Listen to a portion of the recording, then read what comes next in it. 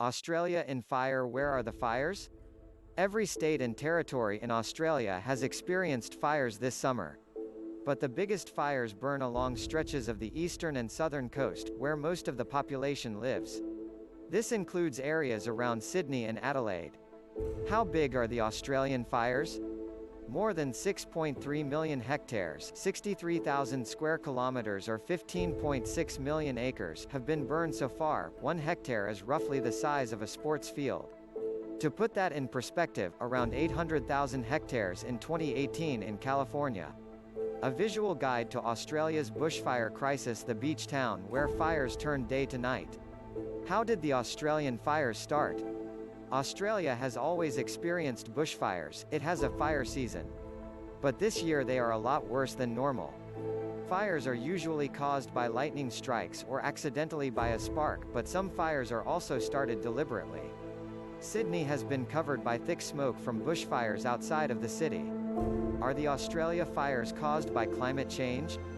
This year a natural weather phenomenon known as the Indian Ocean Dipole has meant a hot, dry spell across the country. But the overwhelming scientific consensus is that rising levels of CO2 are warming the planet. And Australia has been getting hotter over recent decades and is expected to continue doing so. This year, Australia twice set a new temperature record. An average maximum of 41.9 C was recorded on the 18th of December. That comes on top of a long period of drought. Scientists have long warned that this hotter, drier climate will contribute to fires becoming more frequent and more intense. The more extreme weather patterns and higher temperatures increase the risk of bushfires and allow them to spread faster and wider. Is climate change to blame for Australia's fires? What is climate change? How are the fires fought? Firefighters are spraying water and fire retardant from planes and helicopters as well as from the ground. But fighting bushfires is extremely difficult, and often authorities have to focus on just stopping the spread, rather than putting the fire out. The spread can, for instance, be contained by digging earth boundaries to stop the flames from spreading. The priority is saving lives. How do you fight extreme wildfires? Who is fighting the fires? Professional firefighters are the first in line to battle the flames, but they are outnumbered by the thousands of volunteers. 3 of them have died. There's also help coming from abroad. The US, Canada, and New Zealand have sent firefighters to help. Australia's police, military and navy are involved in rescue and evacuation efforts. The sacrifices of Australia's unpaid firefighters medal for dead firefighter given to toddler son. How many animals have died in the fires?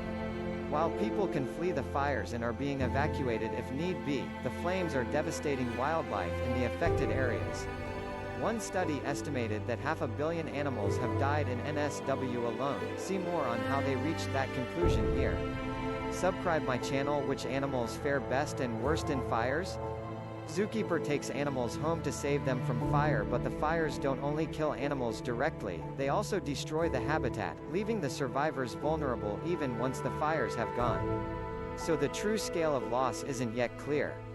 Experts say more than 100,000 cows and sheep may also have been lost, which is devastating for farmers. What is the government doing? Each state runs its own emergency operation, but Prime Minister Scott Morrison has promised better funding for firefighting and payouts for volunteer firefighters, and an additional $2 billion Australian dollars, $1.4 billion, £1 billion for the recovery.